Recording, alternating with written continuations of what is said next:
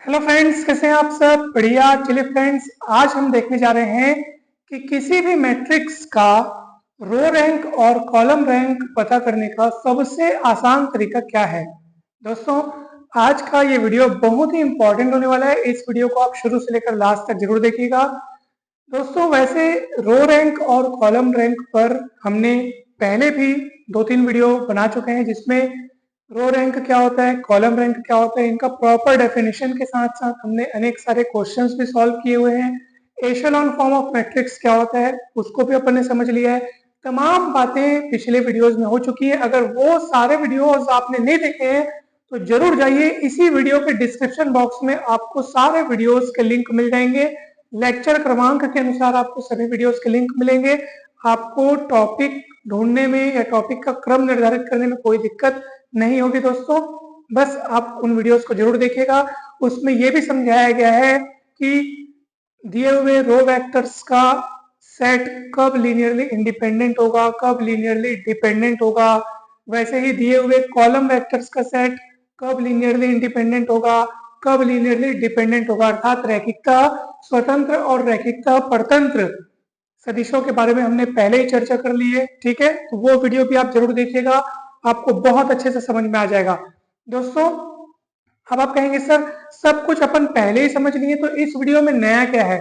दोस्तों, इस वीडियो में नया और खास और सबसे सरल काम यह है कि इस वीडियो में हम एशेलॉन फॉर्म की मदद से किसी मैट्रिक्स का रो रैंक और कॉलम रैंक पता करेंगे। ठीक है, एशेलॉन फॉर्म की मदद से किसी भी मैट्रिक्स का रो रैंक और कॉलम रैंक बहुत आसान तरीके से पता करेंगे।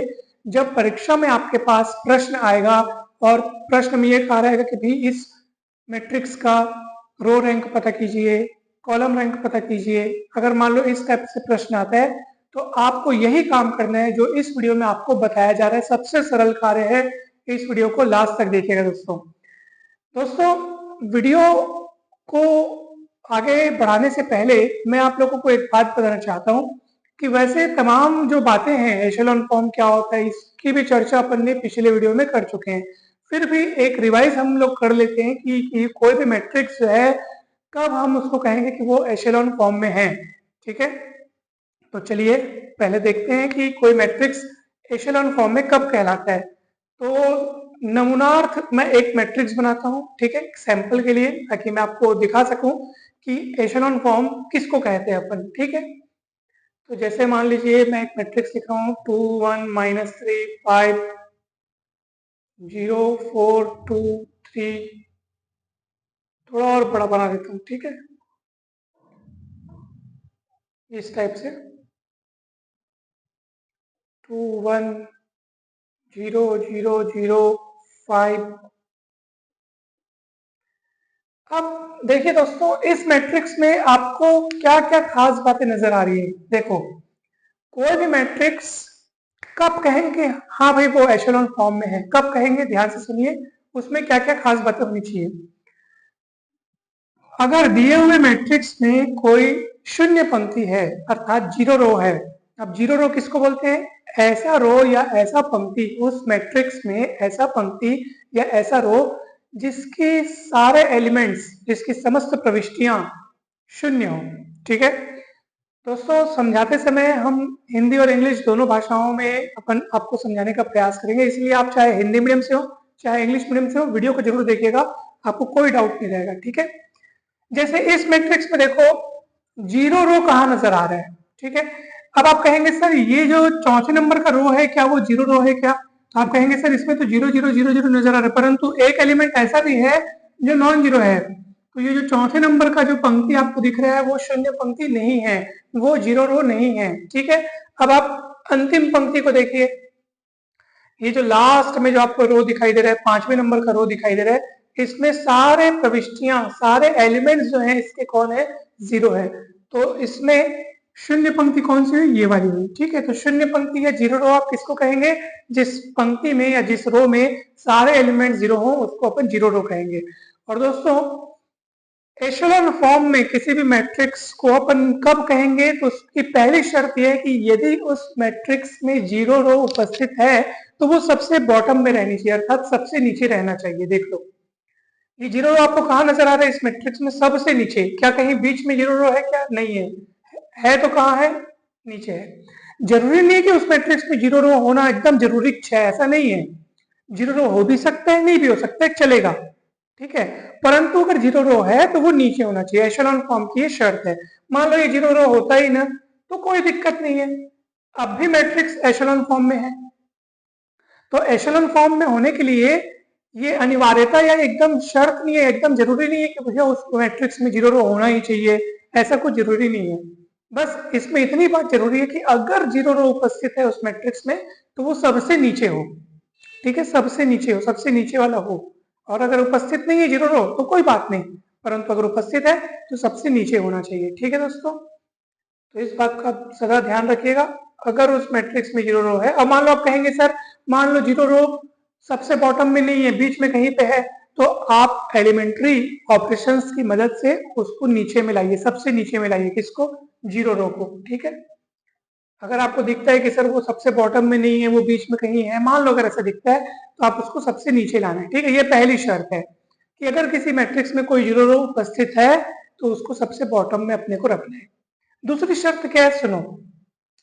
अब जीरो रो तो इसको बोलते हैं जिसमें सारे एलिमेंट जीरो हो, ठीक है, और जिसमें कम से कम एक भी अगर नॉन जीरो एलिमेंट हो तो ऐसी स्थिति में वो रो क्या कहलाएगा? नॉन जीरो रो कहलाएगा, अशून्य पंक्ति कहलाएगा, ठीक है। अब सुनिए, तो उस हिसाब से ये भी अशून्य पंक्ति है, ये भी अशून्य पंक्ति, ये भी अशून्य पंक्ति, ये भी अशून्य पंक्ति, यानी कि ये शुरू की चार जो है वो नॉन जीरो रोज है, ठीक है। अब सुनिए, अब ध्यान से सुनिएगा कि भाई नॉन जीरो रोज तो अपने को दिखाई देनी है, क्योंकि जीरो रो जो है वो तो सबसे बॉटम में है, तो शुरू की जो ऊपर की जो रो है वो नॉन जीरो रोज है। अब नॉन जीरो रोज में आपको देखना है कि फर्स्ट नॉन जीरो एंट्री कहां पर है, अर्थात प्रथम अशून्य प्रविष्टि या प्रथम शून्यतर प्रविष्टि, यानी पहला उसका नॉन जीरो एलिमेंट कहां पे है। जैसे ये वाली रो का पहला नॉन जीरो एलिमेंट यहाँ पे, ये वाली रो को आप देखो, इसका पहला एलिमेंट तो यहाँ पे क्या है? जीरो दिख रहा है, ठीक है, यहाँ पे जीरो दिख रहा है, और ये क्या है? फोर है, फोर क्या है? नॉन जीरो है। यानी कि सेकंड रो में अगर अपन बात करें तो फर्स्ट नॉन जीरो एलिमेंट यहां से मिल रहा है अपने को, क्योंकि ये तो जीरो है, अपने को तो तलाश है नॉन जीरो एलिमेंट की, कहां से शुरू हो रहा है, तो वो तो यहीं पे मिल रहा है। अगर अपन थर्ड रो की बात करें तो ये जीरो है, ये जीरो है, ये जीरो है, ये नॉन जीरो है, तो थर्ड रो में सबसे पहले नॉन जीरो एलिमेंट अपने को यहाँ पे मिला है, क्योंकि उसके पहले वाले सारे जीरो है। फोर्थ रो की बात करें तो उसमें नॉन जीरो एलिमेंट अपने को यहाँ मिल रहा है, क्योंकि उसके पहले के सारे जीरो है। अब गौर से देखो, कोई भी कोई भी रो को आप देख लो, नॉन जीरो रो की बात कर रहे हैं अपन, किसी भी नॉन जीरो रो को देख लो और उसकी फर्स्ट नॉन जीरो एंट्री, जैसे आप सेकंड रो की बात कर रहे हैं, ठीक है, सेकंड रो की बात करते हैं अपन, तो फर्स्ट नॉन जीरो एंट्री यहाँ पे है, ये तो जीरो है, अपन बात करें फर्स्ट नॉन जीरो एंट्री जो कि यहाँ पे है, तो सेकंड रो की फर्स्ट नॉन जीरो एंट्री अपने ऊपर वाली रो की फर्स्ट नॉन जीरो एंट्री के देखो राइट साइड, देखो आप इन दोनों में तुलना करो तो दो आपको उस साइड दिख रहा है, फोर आपको इस साइड दिख रहा है, यानी कि फोर उसके नीचे नहीं है, इधर हट के है। ये शर्त है, ये बहुत महत्वपूर्ण शर्त है कि किसी भी रो की फर्स्ट नॉन जीरो एंट्री जो है, ध्यान से सुनिएगा, किसी भी रो की, किसी भी रो की मतलब नॉन जीरो रो की बात चल रही है, क्योंकि जीरो रो तो सदैव अगर है, अगर उपस्थित है, अगर मान लो उस मैट्रिक्स में जीरो रो, तो वो बॉटम पे रहना चाहिए, ठीक है। तो हम अभी इसकी बात नहीं कर रहे, अभी हम बात करें नॉन जीरो रोज की। तो हर नॉन जीरो रोज की जो फर्स्ट नॉन जीरो एंट्री है वो अपनी ऊपर वाली रो की फर्स्ट नॉन जीरो एंट्री से हमेशा राइट साइड हटके होनी चाहिए। अब देखो थर्ड रो में, देखो थर्ड रो में फर्स्ट नॉन जीरो एंट्री कहाँ पे है? यहाँ पे है। और देखो सेकंड रो की फर्स्ट नॉन जीरो एंट्री यहाँ पे, और देख लो 2 4 के राइट साइड है। क्या 2 4 के नीचे है क्या?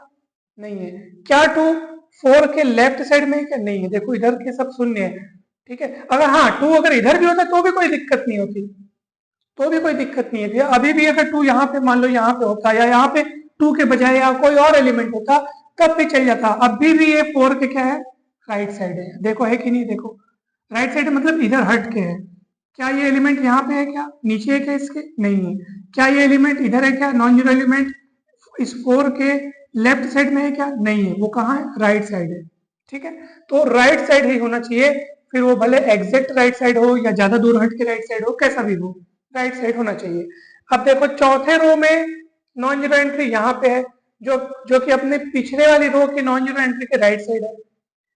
यानी कि हर नॉन जीरो रो में जो फर्स्ट नॉन जीरो एंट्री रहेगा वो अपने ऊपर वाली रो की फर्स्ट नॉन जीरो एंट्री के एग्जैक्ट राइट साइड होनी चाहिए, नीचे भी नहीं होनी चाहिए। जैसे मान लो, अब ये मान लो कोई मैट्रिक्स है, ठीक है, मान लो यहाँ लिखा है 7। अब कोई अगर हमसे पूछेगा कि सर ये मैट्रिक्स जो है वो एशेलॉन फॉर्म में है कि नहीं है, तो हम बोल देंगे भैया नहीं है। क्यों? क्योंकि आप सेकंड और थर्ड रो को आप देखो, सेकंड और थर्ड रो को आप देखो, दोनों की नॉन जीरो एंट्री एक के नीचे एक है, 7 जस्ट 4 के नीचे है, तो ये नहीं चलेगा, ठीक है। तो इसको हमेशा इससे राइट साइड हट के ही होना चाहिए। तो यहाँ अगर 7 होता तो कोई दिक्कत ना होती, ठीक है। अब ये एशेलॉन फॉर्म में है, यानी हर नॉन जीरो रो का फर्स्ट नॉन जीरो एंट्री ऊपर वाली रो के फर्स्ट नॉन जीरो एंट्री के राइट साइड हो, ठीक है। फिर राइट साइड हो, भले एग्जैक्ट राइट साइड हो या 2 कदम छोड़, जैसे यहाँ पे 0 था, ठीक है। अब एग्जैक्ट राइट साइड वाले 0 है तो क्या दिक्कत है, लेकिन ये वाली नॉन जीरो एंट्री इसके राइट साइड है ना भाई। भाई थर्ड रो में फर्स्ट नॉन जीरो एंट्री भले एग्जैक्ट हमको राइट साइड ना मिली, कोई दिक्कत नहीं है, यहाँ मिल रही है, लेकिन है तो ये 4 के राइट साइड ही ना भाई, तो ठीक है, फिर ये एशेलॉन फॉर्म में है। ठीक है दोस्तों, अब आपको समझ में आ गया होगा कि एशेलॉन फॉर्म अपन किसको बोलते हैं। कोई भी ये मैट्रिक्स जो है वो आपको एशेलॉन फॉर्म में दिखाई दे रहा है, ठीक है दोस्तों। अब एक और खास बात सुनिए, कुछ किताबों में हमने ये भी देखा है कि एशेलॉन फॉर्म में एक दो शर्तें तो हमने आपको बता दी कि भैया अगर उस मैट्रिक्स में 0 रो है अर्थात शून्य पंक्ति है वो तो सबसे बॉटम में हो, और फिर अशून्य पंक्तियों में यानी नॉन जीरो रोज में हर नॉन जीरो रो की फर्स्ट नॉन जीरो एंट्री अपनी ऊपर वाली रो की फर्स्ट नॉन जीरो एंट्री के राइट साइड होनी चाहिए, जो कि अपने को यहाँ पे दिख रहा है। तो ये दो शर्तें एशेलॉन फॉर्म में अपन ने देखी। कुछ किताबों में ये भी दिया है कि भाई एशेलॉन फॉर्म में एक और शर्त होती है, और वो क्या है कि हर नॉन जीरो रो जो है, हर नॉन जीरो रो जो है उसकी फर्स्ट नॉन जीरो एंट्री जो है वो 1 होनी चाहिए। जैसे कि फर्स्ट रो में फर्स्ट नॉन जीरो एंट्री कौन है, 2 है, तो वो 1 होना चाहिए, यानी कि फर्स्ट नॉन जीरो एंट्री 1 होना चाहिए। ऐसा कुछ एक किताबों में दिया है, पर आप ये वाला रूप हमेशा, ये भी सही है वो भी सही है, कोई दिक्कत नहीं है। तो अपन इसको लेकर चलेंगे आगे, ठीक है। तो कुल मिलाकर क्या क्या आपने देखा कि दो बातें होनी चाहिए, अगर शून्य पंक्ति है या 0 रो है तो सबसे बॉटम में हो, और बॉटम रो मतलब सबसे बॉटम में होना चाहिए 0 रो, अगर उपस्थित है तो। जरूरी नहीं कि 0 रो उस मैट्रिक्स में होना ही चाहिए, परंतु अगर है तो वो बॉटम में हो। और अगर बात करें अपन नॉन जीरो रोज की, तो हर नॉन जीरो रोज के फर्स्ट नॉन जीरो एंट्री अपनी ऊपर वाली रो की फर्स्ट नॉन जीरो एंट्री से एग्जैक्ट या स्ट्रिक्ट रूप से राइट साइड में होनी चाहिए, यानी कि एकदम निश्चित रूप से वो राइट साइड में होनी ही चाहिए, ठीक है। तो ये एशेलॉन फॉर्म हो गया। अब सुनिए, हमको क्या करना है, रो रैंक और कॉलम रैंक पता करने के लिए जो सबसे आसान तरीका है दोस्तों, अब वो सुनिए।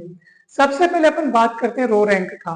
तो पिछले वीडियो में हमने देखा था कि रो रैंक और कॉलम रैंक की डेफिनेशन क्या होती है। तो रो रैंक किसको बोलते हैं, किसी भी मैट्रिक्स में maximum number of linearly independent rows, ठीक है। तो maximum number of linearly independent rows जितने होते हैं, ठीक है, उसी को अपन क्या बोलते हैं, उस मैट्रिक्स का रो रैंक। और वैसे ही maximum number of linearly independent columns अगर देखें अपन, तो जितने भी लीनियरली इंडिपेंडेंट कॉलम्स की जो अधिकतम संख्या होती है उसी को अपन बोलते हैं कॉलम रैंक, ठीक है दोस्तों। तो ये डेफिनेशन अपन पिछले वीडियो में देख चुके हैं और उस पर आधारित अनेक सवाल पे हम हल कर चुके हैं, इसलिए हम आपको कह रहे हैं कि वो वीडियोस आप लोग जरूर देखिएगा। इसके पहले अपन ने वो वीडियोस बनाए थे, बहुत इंपॉर्टेंट है, जबरदस्त तरीके से समझाया गया है, बेसिक वीडियो है, जरूर देखिएगा दोस्तों। और आप सभी को ये बात भी पता होगी कि किसी भी मैट्रिक्स के लिए रो रैंक और कॉलम रैंक दोनों ही बराबर होते हैं, दोनों इक्वल होते हैं, और उसी को हम लोग रैंक ऑफ मैट्रिक्स भी कहते हैं, ठीक है दोस्तों। तो ये तमाम बातें, तमाम जानकारियां पिछले वीडियो से आप जरूर देखिएगा। आज के इस वीडियो में हम क्या देखेंगे कि किसी भी मैट्रिक्स को एशेलॉन फॉर्म में बदलकर हम उसका रो रैंक और कॉलम रैंक किस तरीके से पता कर सकते हैं, ध्यान से देखिएगा, जबरदस्त। अब हम इसका वर्किंग रूल देखने जा रहे हैं और उसके बाद इन सवालों को हम बनाएंगे दोस्तों, ठीक है। सबसे पहले अपन बात करते हैं कि रो रैंक पता करने के लिए हमें क्या करना चाहिए। किसी मैट्रिक्स ए का रो रैंक पता करने के लिए ए को आप एशेलॉन फॉर्म में बदलेंगे, ठीक है। ए को आप एशेलॉन फॉर्म में पहले आपको बदलना होगा, कैसे बदलते हैं एशेलॉन फॉर्म में, एशेलॉन फॉर्म क्या होता है वो आपने देखा, और कैसे बदलते हैं वो तो हम सवाल को सॉल्व करते करते समझ ही लेंगे, बहुत आसान है। ठीक है, एशेलॉन फॉर्म में बदल लेने के बाद आपको ये देखना है कि उसमें नंबर ऑफ नॉन जीरो रोज कितनी है, यानी अशून्य पंक्तियों की संख्या कितनी है उस मैट्रिक्स में आपको देखना है। ठीक है, शून्य पंक्ति किसको कहते हैं आप जानते हैं, ऐसी पंक्ति या ऐसी रो जिसके सारे एलिमेंट्स जीरो होते हैं, सिर्फ उसी को अपन कहते हैं शून्य पंक्ति यानी कि जीरो रो। ठीक है, अगर किसी रो में आपको कम से कम एक एलिमेंट भी नॉन जीरो दिखाई दे रहा है तो वो अशून्य पंक्ति होगी, यानी नॉन जीरो रो कहेंगे उसको। ठीक है, और ऐसे ही नॉन जीरो रोज कितने हैं वो आपको देखना है।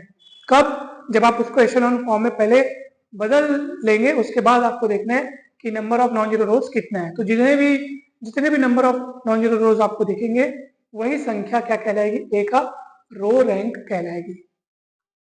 ठीक है, एशेलॉन फॉर्म में बदल लेने के बाद उस मैट्रिक्स में अशून्य पंक्तियों की संख्या जितनी भी होगी उसी को कहेंगे ए का रो रैंक। रो रैंक मतलब पंक्ति जाति, उस अवयव की पंक्ति जाति। ठीक है, तो row rank of A is equal to number of non zero rows in echelon form of ए।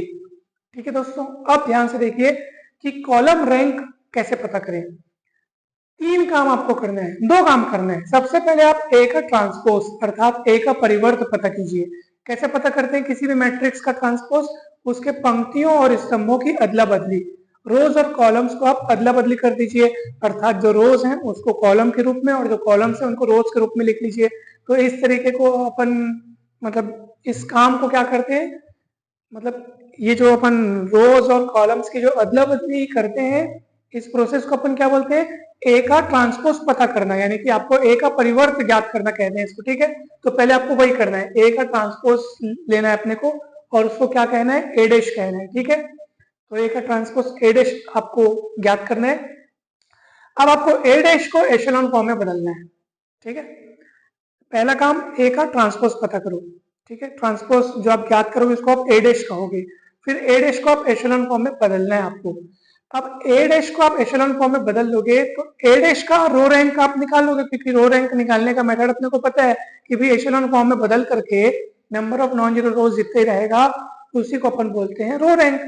तो आप ए डैश का आप रो रैंक पता करोगे कैसे, क्योंकि जब आप देखो ए डैश को आप किस में बदलोगे, एशेलॉन फॉर्म में बदलोगे, तो एशेलॉन फॉर्म में देखना नंबर ऑफ नॉन जीरो रोज कितना है, तो नंबर ऑफ नॉन जीरो रोज जितना भी रहेगा वो ए डैश का क्या कहलाएगा, ए डैश का रो रैंक कहलाएगा।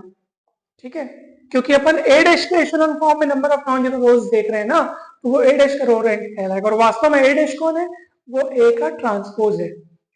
तो ए डैश का जो रो रैंक होगा ना दोस्तों वही ए का, यानी कि आपको दिए हुए जो मैट्रिक्स है उसका क्या हो जाएगा, कॉलम रैंक हो जाएगा। ठीक है, यानी ए का कॉलम रैंक निकालने के लिए आपने क्या किया, ए का कॉलम रैंक निकालने के लिए पहले आपने ए का ट्रांसपोज लिया, ट्रांसपोज लेने के बाद जो मैट्रिक्स आपको मिला उसको आपने एशेलॉन फॉर्म में बदला। एशेलॉन फॉर्म में बदलने के बाद आपने देखा कि उसमें नंबर ऑफ नॉन जीरो रोज कितने हैं, अशून्य पंक्तियों की संख्या कितनी है, जो भी जितनी भी उसमें अशून्य पंक्तियों की संख्या होगी, नंबर ऑफ नॉन जीरो रोज होगा, उसी को अपन ए डैश का रो रैंक कहेंगे। और ए डैश का जो भी रो रैंक मिलेगा वही ए का कॉलम रैंक हो जाएगा दोस्तों, क्योंकि वास्तव में ए डैश कौन है, ए का ट्रांसपोज तो है। तो वास्तव में ए में जो रोज थी वो ए डैश के कॉलम्स हैं और जो ए के कॉलम्स हैं वो ए डैश में रोज हैं, इसलिए ए डैश का रो रैंक मतलब ए का कॉलम रैंक। ठीक है दोस्तों, तो ये प्रोसेस आपको करना है। चलिए, अब इतना लेक्चर तो हो गया, इतनी बातें तो अपन ने समझ लिया, अब अपन काम शुरू करते हैं दोस्तों। पहला क्वेश्चन आप देखिए, find row rank of A where A is equals to इतना। तो दोस्तों ध्यान से देखिएगा, ए बराबर आपको कितना दिया है, 1 2 -1 3 4 1 2 1 3 -1 1 2 1 2 0 1। तो हमारा कुल मिलाकर के पहला जो कार्यक्रम रहेगा, पहला जो काम यहाँ पे रहेगा वो है कि इसको भैया एशेलॉन फॉर्म में बदलिए। एशेलॉन फॉर्म में आपको बदलने के लिए जैसे आप पहला रो देख रहे हैं ना, तो पहले रो का नॉन जीरो एंट्री कहाँ है, फर्स्ट नॉन जीरो एंट्री वो यहाँ पे, फर्स्ट नॉन जीरो एंट्री। ठीक है, तो वो यहाँ पे, तो समझ लीजिए कि फिर उसके नीचे वाली पंक्तियों में नॉन जीरो जो एंट्री है या नॉन जीरो एलिमेंट है उसके नीचे नहीं होनी चाहिए। नियम क्या कहता है, राइट साइड हट के होना चाहिए। तो भैया इस सबको हटाना पड़ेगा अब आपको, ठीक है। तो चलिए कैसे हटाएंगे, देखो इसको हटाने के लिए 4 लिखा है, इसी की मदद से हटाएंगे। तो 1 लिखा है तो क्या करेंगे भैया, R2 माइनस 4R1, ठीक है। क्यों ऐसा किया मैंने, क्योंकि ये 4 लिखा है, ये 1 लिखा है, तो मुझे दिमाग लगाना पड़ेगा कि भैया मैं इसको जीरो कैसे बनाऊं। तो 4 को 1 की मदद से जीरो बनाने के लिए सोचना होगा कि भैया अगर मैं रो 1 में यानी फर्स्ट रो में अगर 4 का गुणा कर दूं तो ये 4 एक कम 4 हो जाएगा और 4 माइनस 4 करने पर ये जीरो हो जाएगा। मुझे क्या करना है, अगर फर्स्ट रो में अगर फर्स्ट नॉन जीरो एंट्री यहाँ पे है तो उसके नीचे की सारी प्रविष्टियां जीरो होनी चाहिए, क्योंकि एशेलॉन फॉर्म यही कहता है कि फर्स्ट नॉन जीरो एंट्री अगर आप देख रहे हैं किसी रो में तो अगली रो की फर्स्ट नॉन जीरो एंट्री उससे राइट साइड ही होनी चाहिए। तो राइट साइड कब होगा, जब इनको जीरो बनाओगे तब ना। तो ये आपको ये काम करना पड़ेगा, ठीक है। इसको भी जीरो बनाना है। R3 को जीरो बनाने के लिए क्या करना पड़ेगा, R3 माइनस 3R1, क्यों, क्योंकि 1 है, ये 3 है, 3 का गुणा करेंगे तो 3 एकम 3, 3 माइनस 3 जीरो हो जाएगा। तो ये आपको काम करना पड़ेगा, ठीक है। और क्या काम करना पड़ेगा, R4 is change bye R4 minus R1, ये तो 1 है तो 1 में से 1 घटाएंगे तो चुपचाप जीरो हो जाएगा वो। तो ये तीनों काम आपको यहाँ पे करना पड़ेगा दोस्तों। तो अब बताइए क्या मिलेगा अपने को, बताइए। तो दोस्तों ये सारे ऑपरेशंस आप यहाँ पे लगाएंगे, ठीक है। उसके बाद जो भी मैट्रिक्स मिलेगा वो इस मैट्रिक्स के क्या होगा, इक्विवेलेंट होगा, तो अपने को वाला सिंबल लगाना होगा। चलिए अब देखेंगे R2 माइनस 4R1। पहले तो आप देखो फर्स्ट रो को तो अपन कुछ नहीं कर रहे हैं, तो फर्स्ट रो को आप एज इट इज लिख दो 1 2 माइनस 1 3, ठीक है। अब R2 माइनस 4R1 कर रहे हो ना, तो क्या होगा देखो, 4 माइनस 4 जीरो हो जाएगा, ठीक है। R2 देखो, R2 मतलब सेकंड रो का एलिमेंट लिखो यहाँ पे। तो R2 की जगह में 1 लिखा, फिर माइनस 4 4 R1 मतलब 2, तो कितना हो जाएगा 1 माइनस 8 यानी माइनस 7। फिर क्या होगा R2 माइनस 4R1, तो R2 लिखो, R2 मतलब यहाँ पे 2, तो R2 की जगह 2 लिखेंगे, माइनस 4 R1 मतलब माइनस 1, तो क्या होगा माइनस माइनस प्लस, 4 एक कम 4 और 2 6, यहाँ लिखना होगा 6, ठीक है। और वैसे ही 1 माइनस 4 इंटू 3, 4 के 12, 1 माइनस 12 क्या हो जाएगा माइनस 11। ऐसा आपको काम करना पड़ेगा दोस्तों। फिर 3 माइनस 3 हो जाएगा 0, ठीक है। R3 change bye R3 minus 3R1, तो देखो तो जरा क्या होगा बताओ। तो ये R3 मतलब माइनस 1, R3 की जगह माइनस 1, फिर माइनस 3R1, R1 की जो एंट्री है देखो, करस्पॉन्डिंग एंट्रीज को अपने को लेना है। तो कितना है 2, तो कितना होगा दोस्तों 3 दूनी 6, तो माइनस 1 और माइनस 6 कितना हो जाएगा माइनस 7, ऐसा, ठीक है। चलिए आगे बढ़ते हैं अब अपन। फिर यहाँ पे आप देखो 1 माइनस, है ना भाई, ये हो गया R3 की जगह 1, फिर माइनस 3R1 मतलब कितना है माइनस 1, तो माइनस 3 माइनस माइनस प्लस, 3 एक कम 3 और 1 4, फिर हो जाएगा 4। और फिर वैसे ये 2 माइनस 3 इंटू 3, तो 3 तिरिक 9, तो 2 में से 9 गया तो माइनस 7। और फिर ये R4 माइनस R1, ये तो चुपचाप घटाने, 1 minus 1 0, 2 minus 2 0, 0 minus 1 that is minus minus plus 1 हो जाएगा, और 1 माइनस 3 यानी माइनस 2, ठीक। दोस्तों क्या ये एशेलॉन फॉर्म में बदल चुका है क्या, नहीं बदला है सर, अभी भी नहीं बदला है। क्यों बताऊं, क्योंकि देखो सेकेंड रो को आप देखो, फर्स्ट नॉन जीरो एंट्री यहाँ पे, थर्ड रो की फर्स्ट नॉन जीरो एंट्री यहाँ पे, क्या राइट साइड दिख रही है, क्या बोलोगे नहीं सर, थर्ड जीरो मतलब थर्ड रो की first non zero entry second row की फर्स्ट नॉन जीरो एंट्री के ठीक नीचे दिखाई दे रही है, तो ये बात नहीं चलेगी सर, आपको इसको राइट साइड शिफ्ट करना होगा भैया। वो शिफ्ट करना होगा या यूं कहिए कि भैया थर्ड रो की फर्स्ट नॉन जीरो एंट्री को आपको राइट साइड दिखाना होगा, किसके सापेक्ष, सेकंड रो की फर्स्ट नॉन जीरो एंट्री के सापेक्ष, ठीक है। तो ये नीचे दिख रहा है, मतलब इसको यहाँ पे गायब करना होगा सर। तो कैसे गायब करेंगे, तो भैया सीधी सी बात है, माइनस 7 दिख रहा है, चुपचाप उसको गायब कर दो एकदम। तो यहाँ पे अब कौन सा ऑपरेशन लगाने वाले हैं? अब हम लोग लगाएंगे R3 is change bye R3 minus R2, तो उसके हिसाब से ये खत्म हो जाएगा फिर, ठीक है। तो चलो पहले इतना काम कर लेते हैं, उसके बाद आगे सोचते हैं। तो चलिए कितना होगा यहाँ पे मैट्रिक्स आपको क्या मिलेगा? देखो 1 2 -1 3 0 -7 6 -11, ठीक है। R3 माइनस R2 कीजिए, तो इसमें से इसको घटाएंगे तो क्या हो जाएगा दोस्तों? 0 हो जाएगा, ठीक है। बहुत इजी तरीके से आपको समझ में आ रहा होगा, बिल्कुल घबराना नहीं है। चलिए 4 में से 6 जाएगा तो -2, और -7 में से -11 जाएगा तो -11 मतलब +11, 11 में 7 दिया 4, और नीचे 0 0 1 2, सॉरी यहाँ पे आएगा -2, ठीक है। देखिए ध्यान से, ठीक। अब चलिए अपन आगे चलते हैं। दोस्तों ध्यान से देखिए, क्या ये एशेलॉन फॉर्म में बदल चुका है क्या? पहले आप ये देखिए, तो आप कहेंगे सर नहीं, यहाँ पे तो चलो फर्स्ट नॉन जीरो एंट्री इसके राइट साइड दिख रही है, चलो ठीक है। यहाँ पे भी फर्स्ट नॉन जीरो एंट्री, ऊपर वाली रो की फर्स्ट नॉन जीरो एंट्री की राइट साइड दिख रही है, ठीक है।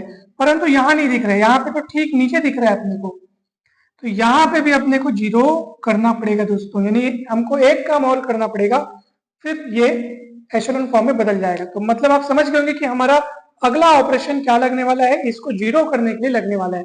कैसे इसको 0 बनाएंगे दोस्तों? देखो ऊपर लिखा है -2, नीचे लिखा है 1, तो हम तो कहते हैं कि अब ये जो ऑपरेशन आप लगा रहे हैं वो लगाइए R4 is change bye R4 plus half R3 लगा देते हैं। क्यों ऐसा? क्योंकि देखो ये 1 है, वो -2 है।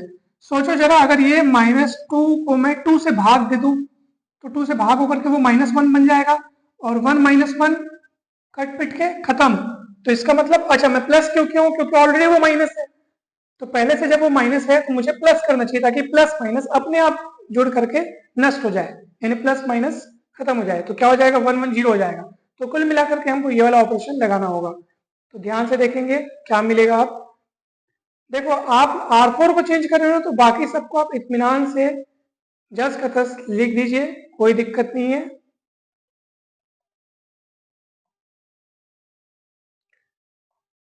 ये ऐसा। अब देखिए R4 प्लस हाफ R3, तो ये तो 0, ये भी 0। अब देखो R4 की जगह आप लिखोगे 1 प्लस हाफ R3 मतलब -2। अब देख लो आप खुद, 2 2 कटेगा तो 1, और ये प्लस माइनस माइनस हो जाएगा, 1 -1 0 हो जाएगा, है ना दोस्तों। तो वही आपको दिमाग लगाना है कि 0 किस तरह से किया जाए, तो ऑटोमेटिक आपको पता चल जाएगा कि ऊपर -2 है, 2 का भाग देने से -1 हो जाएगा। अगर ये माइनस नहीं होता ना तो मैं घटा देता, ताकि 1 -1 0 हो जाए। पहले से माइनस है तो जोड़ने से काम चल गया, तो जोड़ दिए। अच्छा वो काम अपने को यहाँ पे भी करना पड़ेगा ना भाई, -2 R4 की जगह पे -2 रख करके फिर हाफ, ठीक है। R3 कितना दिया? 4, 2 एकम 2 दूनी 4, -2 + 2 0, खत्म। क्या अब ये एशेलॉन फॉर्म में बदल चुका है क्या? गौर से देखिए तो कहेंगे हाँ सर, अब ये एशेलॉन फॉर्म में बदल चुका है। क्यों? नियम क्या है? अगर उस मैट्रिक्स में कोई 0 रो आ रहा है या 0 रो उपस्थित है, तो वो हमेशा बॉटम में होना चाहिए। आपको बॉटम में दिख रहा है? हाँ दिख रहा है। जरूरी नहीं कि 0 रो मिलना ही चाहिए था, नहीं भी मिलता तो कोई दिक्कत नहीं है, परंतु अगर 0 रो आ रहा है, आप ऐसे सॉल्व कर रहे हैं और आपको लग रहा है कि सर 0 रो बन रहा है, तो वो हमेशा बॉटम में ही बनना चाहिए, बॉटम में ही हमको मिला हुआ है, ठीक है। अगर ये 0 रो मान लो नहीं मिला होता, ठीक है, तो भी कोई दिक्कत नहीं है। एशेलॉन फॉर्म में मैट्रिक्स को लाने के लिए जरूरी नहीं कि उस मैट्रिक्स में 0 होना ही चाहिए, ऐसा जरूरी नहीं है, ठीक है। परंतु अगर मिल रहा है तो बॉटम में होना चाहिए, तो बॉटम में मिल रहा है, ठीक है, ओके। अब देखो अन्य जो पंक्तियां हैं, जो अशून्य पंक्तियां हैं, जो नॉन जीरो रोज है, उनकी फर्स्ट नॉन जीरो एंट्री अपने ऊपर वाली रो की फर्स्ट नॉन जीरो एंट्री के ठीक राइट साइड आप देख लो, ये इसके राइट साइड है, ये इसके राइट साइड है, ठीक है। यानी कि ये अच्छे से बहुत बढ़िया तरीके से आप समझ गए होंगे कि एशेलॉन फॉर्म में बदल चुका है।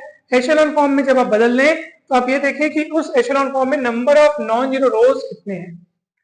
तो non zero rose, number of non zero रोज 1 2 3, क्योंकि जो चौथी जो पंक्ति है, जो फोर्थ रो है, वो तो 0 रो है, ठीक है।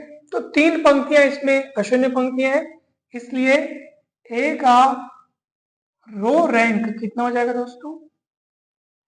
3, क्योंकि number of non zero rows in echelon form of A वो कितना है? 3 है। देखो ये first non zero row, second non zero row, third non zero row, total 3 non zero row अपने को मिल रहे हैं। ठीक है, इसलिए ए का रो रैंक 3। ठीक है, क्योंकि चौथा पंक्ति जो है वो तो जीरो रो है। ठीक है दोस्तों, तो इस तरीके से आपको ये काम करना है। चलिए अब सेकंड क्वेश्चन देखते हैं, उसमें अपने को ए का कॉलम रैंक पता करना है।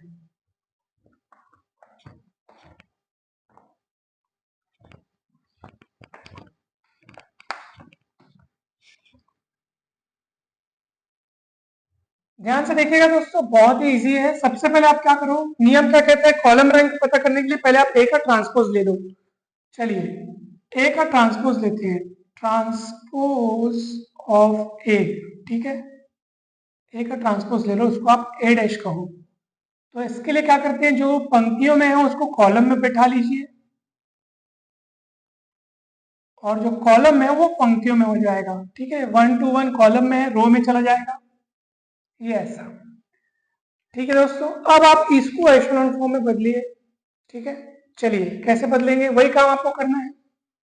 तीनों को जीरो करो, R2 is change bye R2 minus 2R1। क्यों, क्योंकि देखो 2 है तो 2 का गुणा करके घटाऊंगा तो कट जाएगा।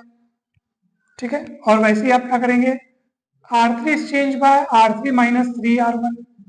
ठीक है, और एक काम और कर लेंगे, R4 minus R1। R4 is change bye R4 minus R1। चलिए जो मैट्रिक्स मिलेगा वो इसके इक्विवेलेंट होगा। चलिए दोस्तों 1 2 1, R2 माइनस 2R1 कीजिए, 2 का गुणा कीजिए, 2 में से 2 गया खत्म, 2 का गुणा कीजिए, 4 में से 4 गया खत्म, 2 का गुणा कीजिए, 2 में से 2 गया खत्म। ठीक, 3 का गुणा कीजिए, 3 में से 3 गया खत्म खत्म खत्म। और ये देखो आप 1 माइनस 1 जीरो। ठीक है, 1 minus 1 zero, 2 minus 2 zero, 2 minus 1 1।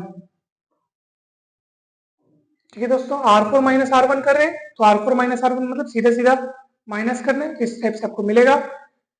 तो चलिए अब एक काम करता हूं मैं कि जीरो रो अगर हो, क्या ये एशेलॉन फॉर्म में है क्या, पहले आप देख लो। नहीं, क्योंकि शून्य पंक्तियां यानी जीरो रो जो है वो सदैव बॉटम में होनी चाहिए दोस्तों। तो अभी तो जीरो रो अपने को बीच में दिखाई दे रहा है, उससे भी नीचे अपने को नॉन जीरो रो दिखाई दे रहा है, क्योंकि देखा यहाँ पे एक नॉन जीरो एंट्री है, मतलब ये जो लास्ट वाली जो अंतिम पंक्ति है मतलब वो नॉन जीरो रो है, वो जीरो रो नहीं है, क्योंकि इसमें अपने को नॉन जीरो एंट्री दिखाई दे रहा है।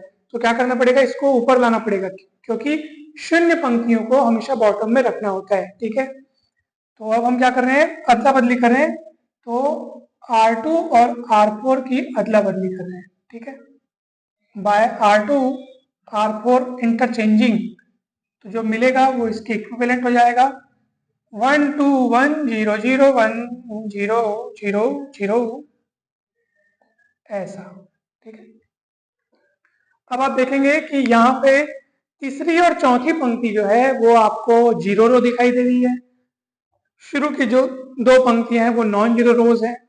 ठीक है, सेकेंड रो की first non zero entry, second row की फर्स्ट नॉन जीरो एंट्री 1 है, जो कि फर्स्ट रो की फर्स्ट नॉन जीरो एंट्री 1 से स्ट्रिक्टली राइट साइड है, और शून्य पंक्तियां बॉटम में है। ठीक है, तो दोस्तों अब आप समझ चुके होंगे कि ये मैट्रिक्स एशेलॉन फॉर्म में कन्वर्ट हो चुका है, बदल चुका है।